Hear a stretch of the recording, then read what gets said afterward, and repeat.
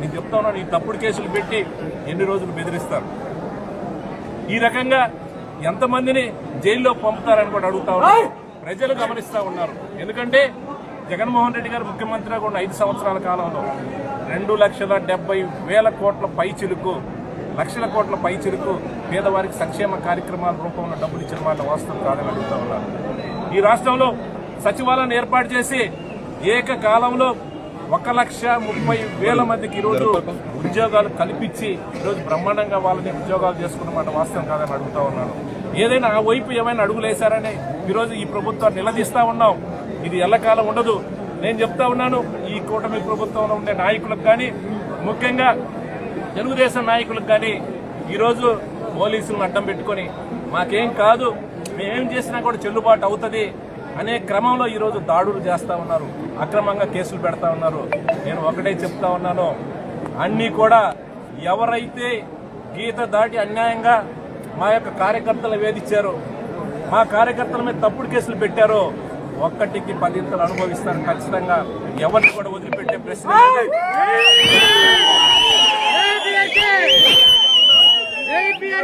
ఎన్ని తప్పుడు కేసులు పెట్టినా, ఏ విధంగా ఇబ్బంది పెట్టినా దాని మీద పోరాటం చేయడానికి, ఎదుర్కోవడానికి సిద్ధంగా ఉన్నాం. ఖచ్చితంగా ప్రతి కార్యకర్తను కూడా కాపాడుకుంటాం. మా నాయకులకి, కార్యకర్తలకి ఈ రాష్ట్రంలో, ఈ పల్నాడు జిల్లాలో, ఈ నియోజకవర్గంలో ఎక్కడైనా సరే పేదవారికి, ముఖ్యంగా కార్యకర్తలకు అండగా ఉంటాం. ఖచ్చితంగా నేను చెప్తా ఉన్నాను, అనవసరంగా అన్యాయంగా ఈ రోజు దౌర్జన్యాలు చేసి పోలీసులు అడ్డం పెట్టుకుని తప్పుడు కేసులు పెడతా ఉన్నారు. ఇవన్నీ కూడా ఆన్ రికార్డ్, ఎవరు తప్పించుకునే పరిస్థితి లేదు. అధికారం చాలా చూసాం. నేను 4 సార్లు ఎమ్మెల్యేగా అయినాను. ఈ రకంగా తప్పుడు కేసులు పెట్టి పోలీసులను అడ్డం పెట్టి వేధించే కార్యక్రమం చేయలేదు. జగన్మోహన్ రెడ్డి గారి నాయకత్వంలో ప్రతి సంక్షేమ కార్యక్రమం ఈరోజు నేను ఛాలెంజ్ చేస్తా ఉన్నాను. అన్ని గ్రామాల్లో పార్టీలను చూడలే, కులాలను చూడలేదు, మతాలను చూడలేదు. అర్హత ఉంటే ప్రతి ఒక్కరికి కూడా సంక్షేమ కార్యక్రమం ఇచ్చే కార్యక్రమం చేశాం. కానీ ఈరోజు చూస్తూ ఉంటే ఈరోజు వైసీపీకి ఓటేశారా, జగన్మోహన్ రెడ్డి గారి సానుభూతిపరుడుగా ఉన్నారా, వాళ్ళందరూ కూడా ఏరి పెన్షన్లు తీయడానికి ఒక ప్లాన్ చేస్తూ ఉన్నారు. ఒక్క సంక్షేమ కార్యక్రమం కూడా అమలు చేయకుండా ఈరోజు ఎవరైనా సరే సంక్షేమ కార్యక్రమాలు ఇవ్వండి, మీరు ఇచ్చిన హామీలు, మీరు ఇచ్చిన సూపర్ 6 అమలు చేయండి అని సోషల్ మీడియాలో ఒక చిన్న పోస్ట్ పెడితే ఈరోజు వెంటాడి వేధించి కేసులు పెడతా ఉన్నారు. ఇది మంచి పద్ధతి కాదని కూడా ఈ కూటమి నాయకులు నేను కోరుతా ఉన్నాను. నిజాయితీగా చేయండి. నిజంగానే మమ్మల్ని మేము ఇచ్చాం 2,70,000 కోట్ల పైచిలకు సంక్షేమ కార్యక్రమాలు ఇచ్చాం. 1,30,000 మంది ఒకేసారి సచివాలయ ఉద్యోగాలు ఇచ్చాం. మేము 5 సంవత్సరాల కాలంలో 34,000 మందికి ఉద్యోగాలు కల్పించాం. ఇంకా ఎక్కువ కావాలని కూడా ప్రజలు ఆశపడి ఉంటారు, ఆశతో ఉంటారు. మిమ్మల్ని నమ్మారు, మీకు అధికారం ఇచ్చారు. కానీ ఈ రకంగా తప్పుడు కేసులు పెట్టి బెదిరించే కార్యక్రమం చేయాలి. ఇంతకన్నా మిన్నగా చేయాలి, హర్షిస్తాం.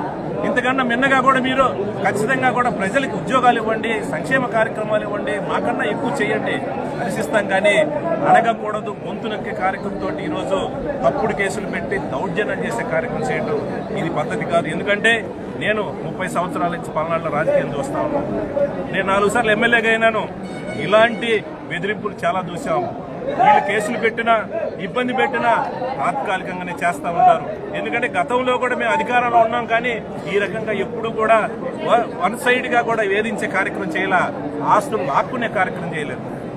నిజాయితీగా చేశాం. ఎక్కడ కూడా ఏ గ్రామంలో, ఏ తండాలో, ఏ వార్డులో కూడా ఏ ఒక్క సంక్షేమ కార్యక్రమం విషయంలో పేదవాడికి అన్యాయం చేసే కార్యక్రమం ఎప్పుడు చేయాల. ఈరోజు అన్నింటిలో కూడా ఏదో వంక పెట్టేసి ఈరోజు సంక్షేమ కార్యక్రమం ఎత్తేసే కార్యక్రమం చేస్తా ఉన్నాం. ఖచ్చితంగా రాబోయే రోజుల్లో ప్రజల పక్షాన పోరాడతాం. వాళ్ళు ఇచ్చిన హామీలు ఏదైతే ఉన్నాయో సంక్షేమ కార్యక్రమం 100% ఇచ్చే కార్యక్రమంలో ప్రజల పక్షాన అన్ని విధాలా కూడా మేము పోరాటాలు చేస్తామని కూడా ఈ సందర్భంగా తెలియజేస్తా ఉన్నాను. నేను చెప్తాను, మాచర్ల నియోజకవర్గంలో ఉండే పార్టీ నాయకులకు, కార్యకర్తలు అందరినీ కూడా ధైర్యంగా ఉండండి. ఏదైనా సరే మనల్ని ఇబ్బంది పెట్టిన వాళ్ళు ఎక్కడికి పోరు.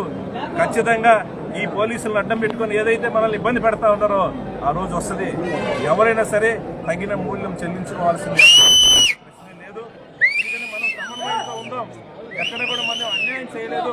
కాకపోతే లోపల ప్రచారం చేసి, తప్పుడు ప్రచారం చేసి ఏదో జరిగిపోతుందని వాళ్ళ అవసరాల కోసం అందించే కార్యక్రమం చేస్తా ఉంటారు. కాలం చాలా విలువైనది. ఖచ్చితంగా రాబోయే రోజుల్లో ప్రజలందరూ తెలుసుకుంటారు. ఏదైనా సరే నేను ఈ కూటమి నాయకులను నేను డిమాండ్ చేస్తా ఉన్నాను. విద్యుత్ ఛార్జీలు వెంటనే తగ్గించాలని డిమాండ్ చేస్తా ఉన్నాను. పేదవారికి ఏదైతే నువ్వు బహిరంగ మీటింగ్లో చెప్పావో ₹1 కూడా కరెంట్ ఛార్జీలు పెంచం, ఇంకా తగ్గిస్తామని కూడా చెప్పిన మీరు కూటమి నాయకులు చంద్రబాబు నాయుడు గారిని నేను కోరుతా ఉన్నాను. మీరు కరెంట్ ఛార్జీలు తగ్గించండి, పేదల మీద భారం మోపొద్దండి. ఎందుకంటే మీరు ఇచ్చిన హామీలు అమలు చేయండి. అంతేగాని ఎవరు మాట్లాడితే వాళ్ళని రివర్స్లో పోలీసులు అడ్డం పెట్టుకొని కేసులు పెట్టే కార్యక్రమం చేయొద్దు. ఎందుకంటే ఇంకా రాజకీయం చాలా ఉంది. ఈ అధికారం శాశ్వతం కాదు. ఎందుకంటే నేను గతంలో తెలుగుదేశం ప్రభుత్వం అధికారం ఉన్నప్పుడు చూసాం, కానీ ఇంత దౌర్జన్యంగా కూడా ఎక్కడ లేని పరిస్థితి. ఈరోజు ఎవరైతే పేదవాళ్ళు ఉంటారో, ఎవరైతే చిన్నవాళ్ళు ఉంటారో, ఎవరైతే అమాయకులు ఉంటారో, ఎవరైతే వీళ్ళు నన్ను ఏం చేయలేడనంటే వాడి మీద దౌర్జన్యం చేసే పరిస్థితి, అన్యాయంగా కూడా బెదిరించి డబ్బులు వసూలు చేసే కార్యక్రమం చేస్తూ ఉన్నారు. అందరూ కూడా ప్రజలు గమనిస్తూ ఉన్నారు. దయచేసి ఈ సందర్భంగా మనందరం కూడా వైసీపీ పార్టీకి సంబంధించిన కార్యకర్తల నాయకులు అందరినీ కూడా కోరుతా ఉన్నాం. మనం ప్రజల పక్షాన పోరాటం చేయాల్సిన అవసరం ఉంది. రాబోయే రోజుల్లో కూడా అన్ని ఉద్యమాలు చురుగ్గా పాల్గొని ఏదైతే ప్రజలకు ఇచ్చిన హామీలు ఈ ప్రభుత్వం చేత అమలయ్యే విధంగా కూడా ఒత్తిడి చేయాల్సిన పరిస్థితి ఉందని కూడా సందర్భంగా తెలియజేసుకుంటూ ఈరోజు ఈ కూటమి నాయకులని ఈ ప్రభుత్వాన్ని మేము డిమాండ్ చేస్తా ఉన్నాం. దయచేసి ఏదైతే మీరేదో తప్పుడు లెక్కలతోటి మీకున్న మీడియాతోటి ప్రజలను మభ్యపెట్టే కార్యక్రమం దయచేసి చేయొద్దండి. మీరు ఏదైతే 15,485 కోట్ల రూపాయలు ప్రజల మీద, రైతుల మీద భారం మోపి వాళ్ళని యొక్క గుండెల మీద అన్ని కార్యక్రమం ఏదైతే చేస్తామో దయచేసి అది మానుకోవాలి. మీరు అన్నమాట ప్రకారం ఏదైతే కరెంటు ఛార్జీలు తగ్గించాలని కూడా సందర్భంగా చేస్తా ఉన్నాం. ఎందుకంటే ఆ రోజు తెలియదా, వేస్తే జగన్మోహన్ రెడ్డి గారు ఏదో చేశారు అందువల్ల మేము పెంచుతున్నామని స్టేట్మెంట్ ఇస్తా ఉన్నారు. దయచేసి ఎలక్షన్స్ ముందు మీకు తెలియదా? అనుభవం ఉన్న నాయకుడు నేను ఈ రాష్ట్రానికి 14 సంవత్సరాలు ముఖ్యమంత్రిగా చేసుకున్న చంద్రబాబు నాయుడు తెలియదా అని అడుగుతా ఉన్నాను. అన్నీ తెలుసు. ప్రజలను మోసం చేయొద్దంటే దయచేసి ఏదైతే విద్యుత్ ఛార్జీలో మీరు పెంచిన ఏదో ఇమీడియట్గా తగ్గించాలి. మీరు అన్నమాట నిలబెట్టుకోవాలని కూడా ఈ సందర్భంగా వైఎస్ఆర్ పార్టీ తరఫున డిమాండ్ చేస్తాం.